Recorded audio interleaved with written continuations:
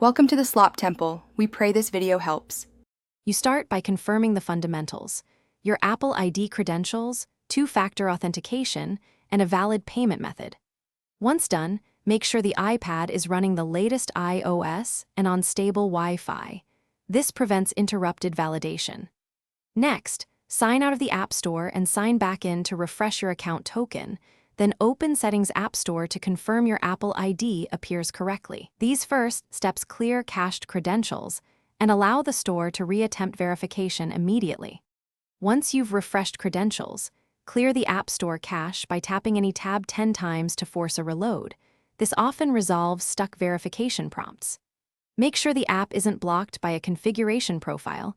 Go to Settings, General Profiles, and Device Management, and trust the developer if needed.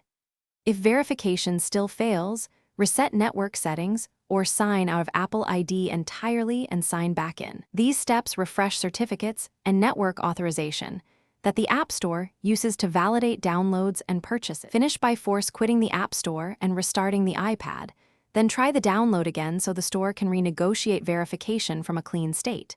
Make sure billing details are current in Apple ID settings because a declined payment can block verification. If it still fails, contact Apple support for account review or, as a last resort, reset all settings to clear any lingering configuration conflicts. Tip: if verification persists, take a screenshot of the error to show support for faster diagnosis.